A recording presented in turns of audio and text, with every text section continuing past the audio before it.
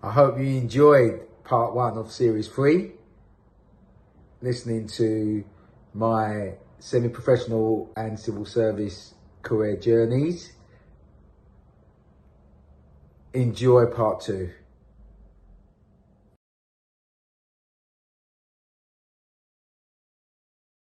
2-1 and winning it with a cracking goal from winger Lionel Best. Administrative assistant doing that. So I was at Oftel for about 4 or 5 years. I loved it. Then I moved to another area called the regulation unit, which again was part of DTI, but the mainstream of DTI now, because as I said, Oftel is an agency. And we dealt with a lot of things around looking at regulation. How can you change regulations if it's not working and all of that type of stuff. The main thing, again, I was young and I was a low grade, so I ain't got much examples to talk about or the area itself to give you more of an appreciation of the area. But one of the main things I can remember about what deregulation unit did, I remember we were quite instrumental in, around that time, they were changing the rules around tips, the way you can give people tips just to look after staff to make sure they're getting their fair share of tips. I don't know the ins and outs, but that's one thing that stayed with me from deregulation. So again, because of one of the government reshuffles, deregulation unit moved out of DTI, Department of Trade and Industry, and went into the Cabinet Office.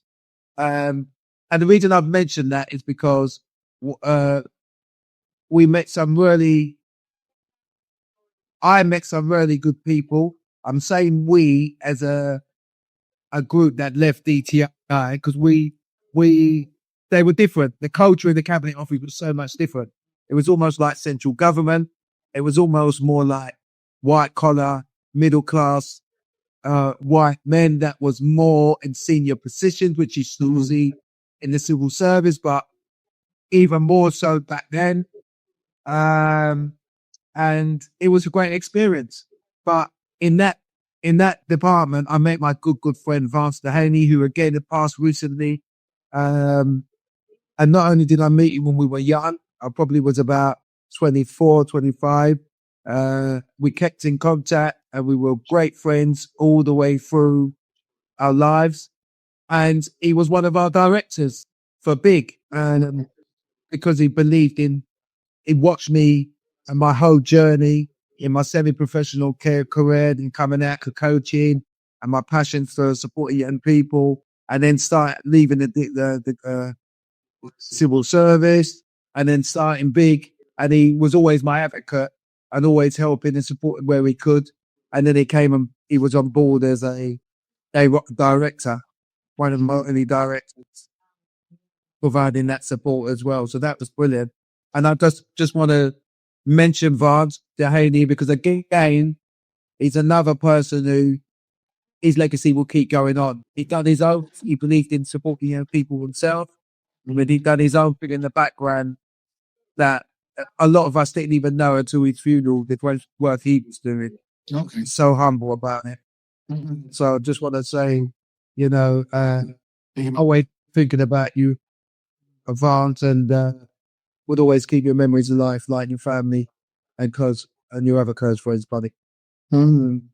So I then got to a point now where I'm now 22. I'm past 22. So I'm a father. I was a father at 22. My oldest boy, Chiron, was born at 22 years of age. At the same time, in the same year, I went to Dunajambe Football Cup. Okay. So I'm switching back to football now.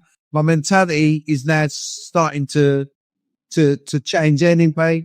When I'm at Dulwich, because I'm a little bit more mature. I would like to think a lot because I'll be more streetwise.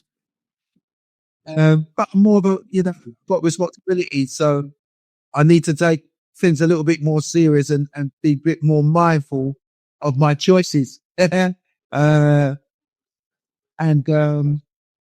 It's just before I say that, because I just want to talk about moving back into DTI, because even though I moved out DTI with the regulation unit into the cabinet office, it got to a point where I thought, I'm not moving here. I want to get back into the DTI, which was a bigger government department, which had more career prospects.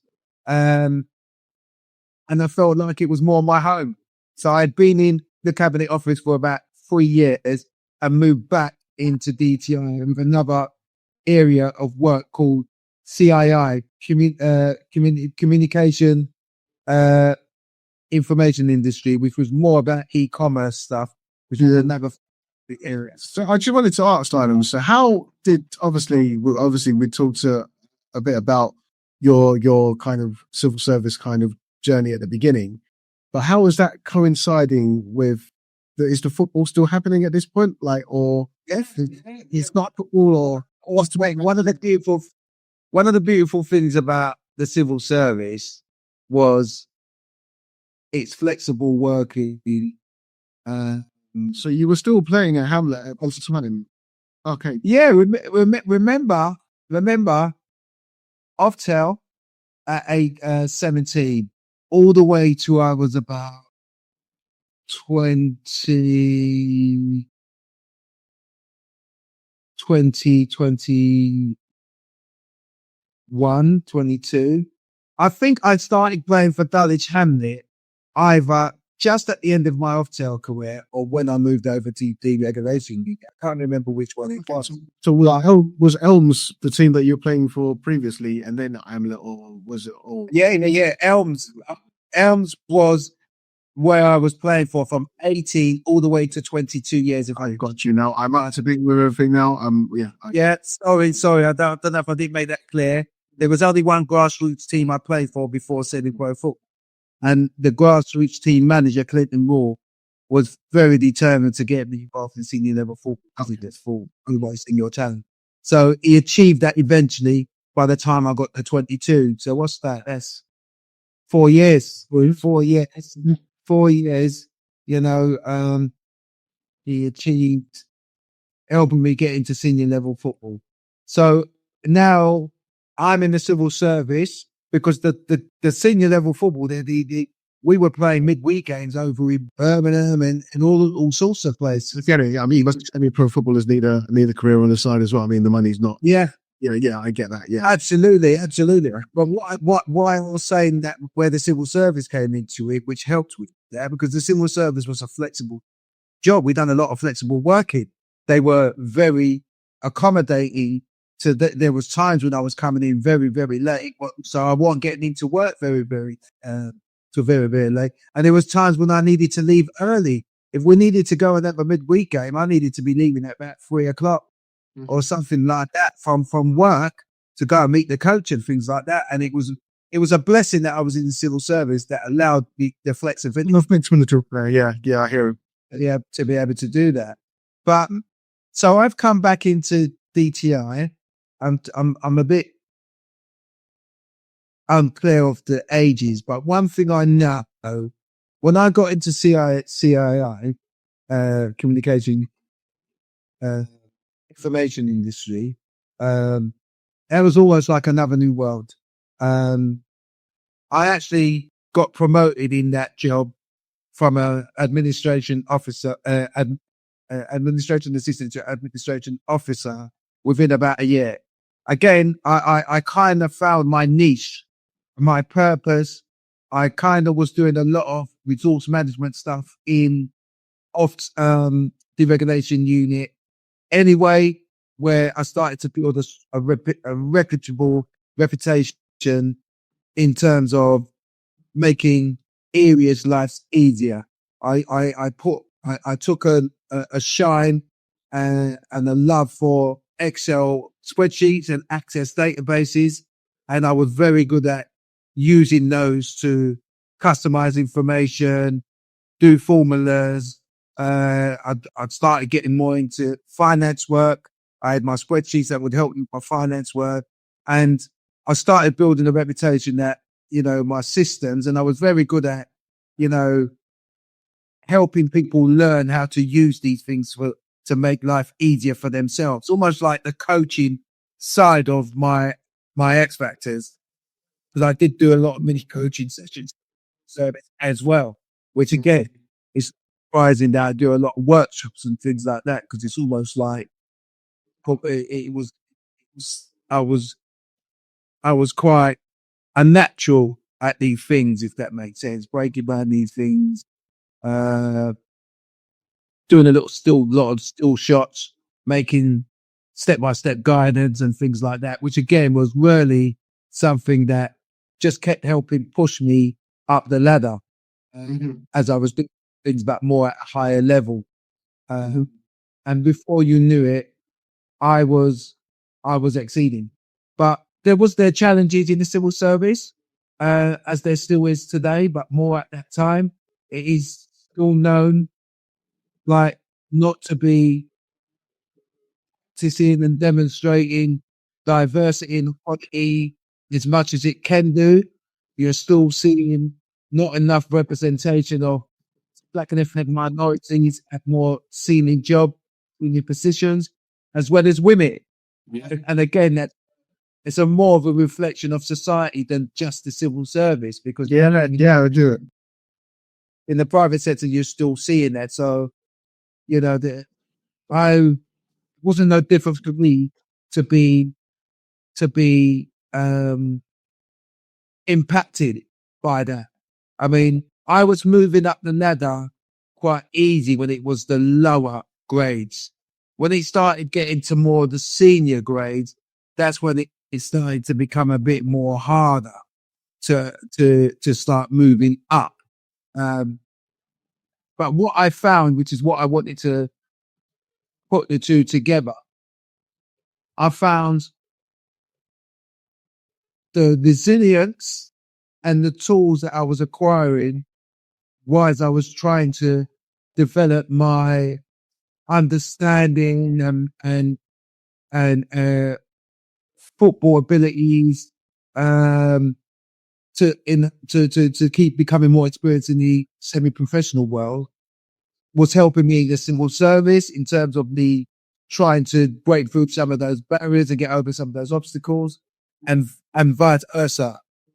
The things that I was going through in the civil service and trying to get through some of the obstacles, was developing my resilience and giving me some tools to just get through it, the challenges in football, in semi-pro football. I can remember, I touched on it before, in the last podcast, playing one of my first games or doing one of my first starts in a cup game in the midweek, and I was so exhausted that I was hoping that the manager would take me off. He wouldn't. Yeah. And a lot of my first 8 months was like that. I joined college, and I think it was just before Christmas of season 91-92. And most of that season, I was on the bench majority of the time, coming on 1 or 2 starts, then going off, learning the trade. I've done a lot of my learning on the bench. I could hear the manager talking to some of the players about certain things they want to do in their jobs.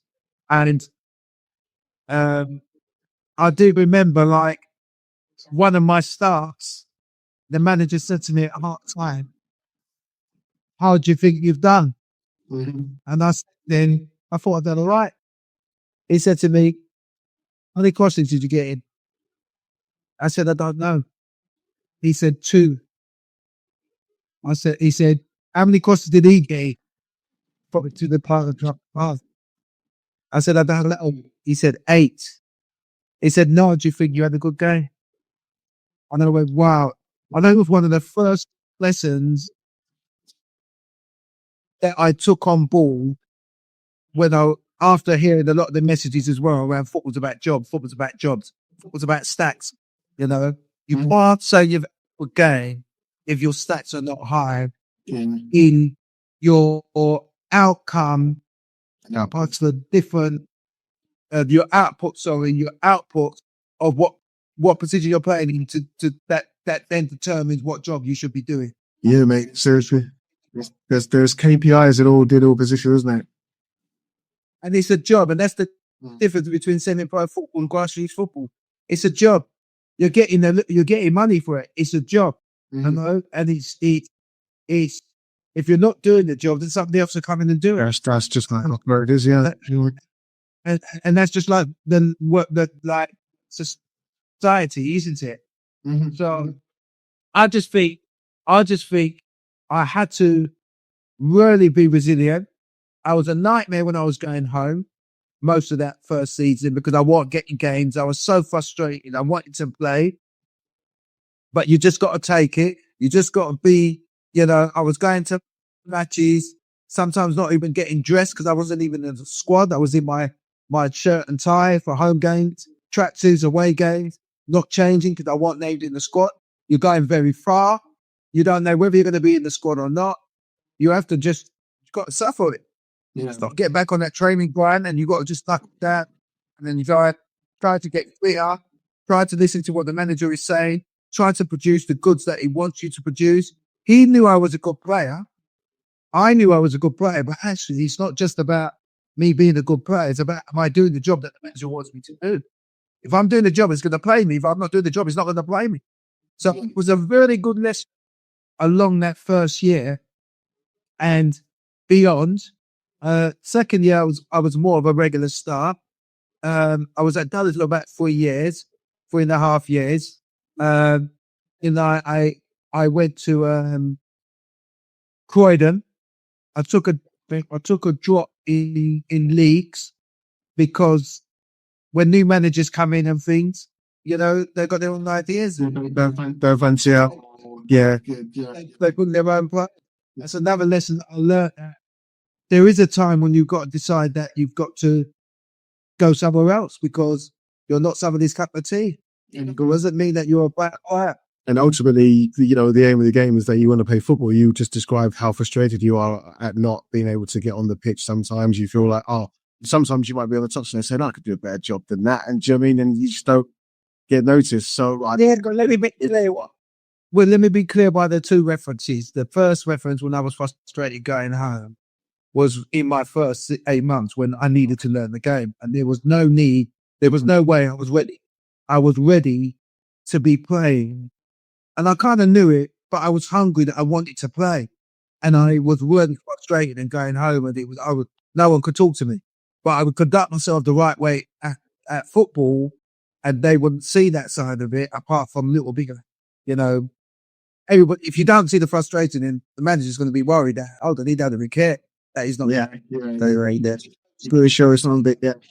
You know, managers. So there's a difference between that context that I'm talking about, and now I'm playing year 2, year 3, but then there's So you then established yourself as what? oh yeah, Okay.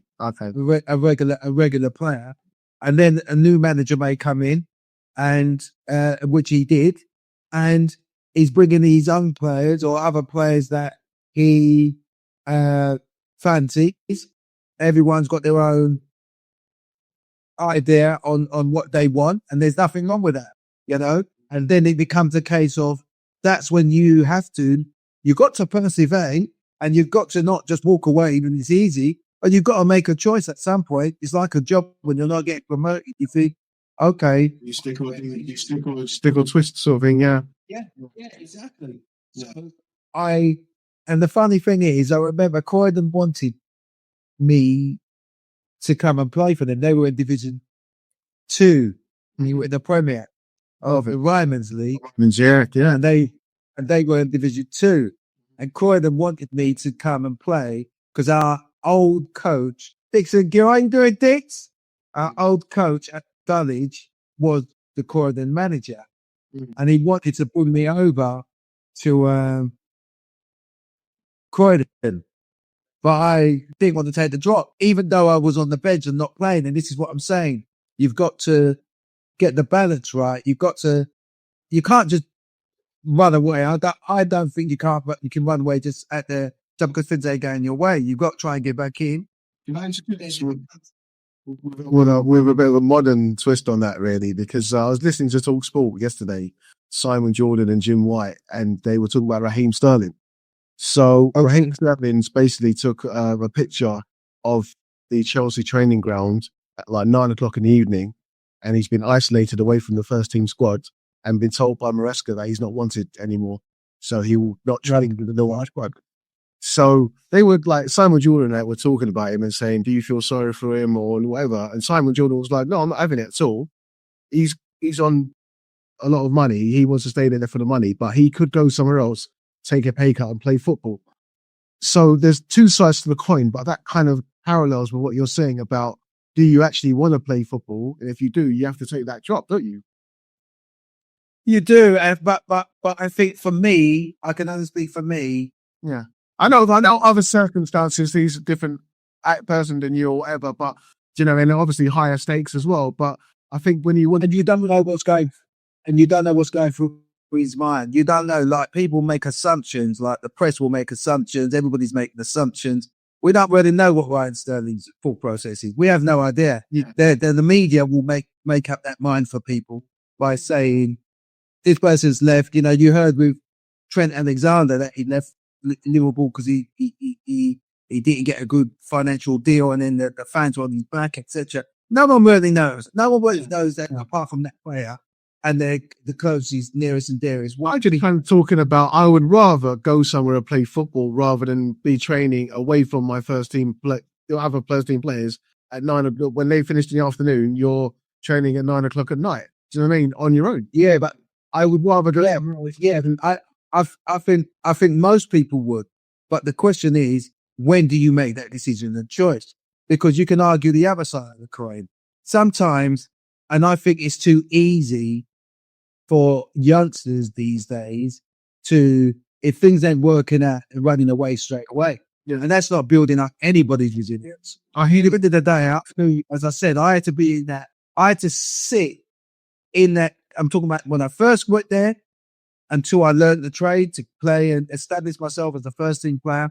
And then when I did establish myself as a first team player, and then all of a sudden finding myself back on the bench because I was out of favour, I wasn't the manager's cup of tea. So what do? Do I run away straight away? No, you don't. You will just show a bit of character and say, show up on the show. This is what we're doing. So you're just saying, I'm going to show this manager that I'm the player for him.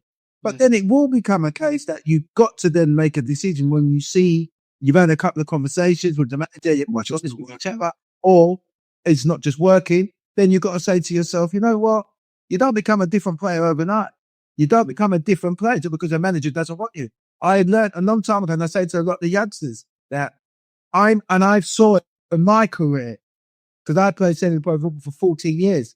So I started playing at the top, the upper end when I was sort of 32 with my last couple of teams. My last couple of teams was player coach for certain teams. Okay. And, you know, I was the first name on people's team sheets. At the end of the day, did some of the other younger ones think I should have been the first name on that team sheet? Or did they think they should have been the first name on some of this team sheet? I went to certain clubs where certain managers really liked me, and I was the first name or a name on their team sheet. But then I went to other clubs and I wasn't. Does that tell you that I'm a different player? I'm a worse player or a better player just because I'm getting the start? No, it doesn't. It just tells you that life's about opinions. Yeah, right. Yeah, exactly. You're right. So I thought it'd be interesting to bring out that parallel with what Jim White and Simon Jordan were saying. Yeah. You know, parallel to, do you mean like, do you stick or do you twist? Do you mean, is it your, and I feel like, you know, sometimes you just basically say, maybe Raheem wants to stay there and prove that he is a Chelsea player.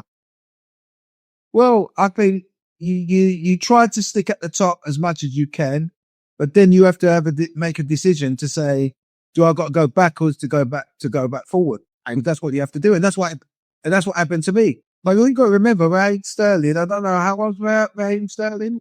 I think he's 30, 31 now. think 31. He's had a very long career. So in scenario is not the same as the average player. He's starting at 16, 17. So you got to try to be to perspective that age as well. So, that's top for a lot of the time. And at the end of the day, he's making decisions based on where he's at from his whole journey, not just, you're looking at him in a snapshot position. See, with me, that was with my first semi-pro team, and I did sign a contract at college because I didn't understand about contracts and things. Most of the players at college wasn't at the contract; they were more money than me. It wasn't about the money for me. It was about being in the shop window where I perhaps could make it into pro football because I've now got a chance. And my manager saw something in me. I was raw, but I had skill, and he believed that they could earn some money from me. So I didn't realize about how contracts work. I thought this was just normal process. Everybody signs a contract, but no, they didn't. I signed a contract for next to nothing money, which tied me to the club. So if anybody wanted me or was interested in me, they had to buy me. And that's the normal procedure when it comes to semi-pro clubs and some of the professional clubs out there, especially the lower professional clubs. But okay, so sorry, go on, sir. I was going to say, the reason I'm saying that is because it seemed like it was the right choice for the club at first, because I was told there was a lot of interest from local teams in my first year when I was playing. I was Brentford, Crystal Palace, most of the local London clubs looked at me, they were watching me. But I believe I was just still too raw. There was something about me that preventing that last, we're signing. From your experience, in the game, Lionel, like, do managers of bigger clubs sometimes go, I'm going to take a risk on this raw talent here? Is that few and far between? Yeah, of course they do. Of course they do. But everybody's only a human being. Everybody is got different opinions and different views on people. Yeah. At the end of the day, it's not a big deal to take a risk on somebody in semi-pro, because you can agree so many different things with that agreement. Because the money that ain't playing in the car, all these kind of people. Yeah. It's loads.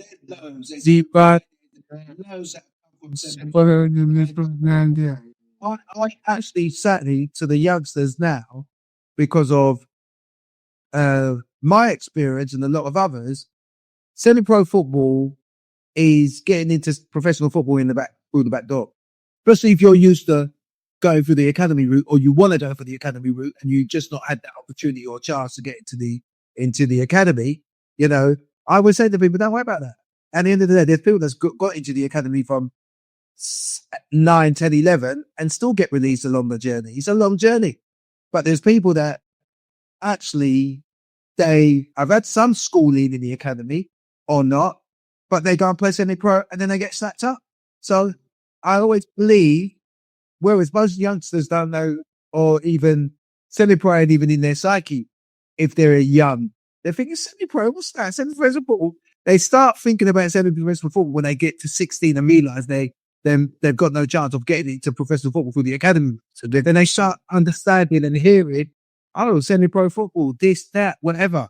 And I think semi-pro football is a very, very good stepping stone at any age to get into pro football, because the demands are very similar, and you've got more clubs that are more prone to take somebody from semi-pro because they've had the schooling and they understand the discipline of football rather than local football.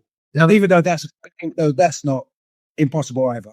I think this is one of the key reasons why people were saying that we needed to protect the football pyramid so much as well, when obviously we were talking about European Super Leagues and all this sort of stuff. And, the basis of everything is grassroots football, semi-pro football, professional football. It's all in one, all encompassing one, really, isn't it?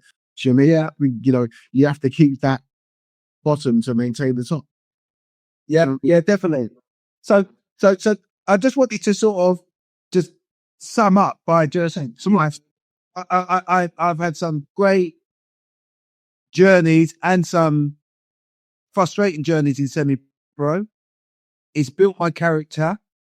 I play for many clubs. They call me the journeyman. Yeah, I was going to use that relation actually. Yeah. And I've been out of football for 2 years because I've had ACL.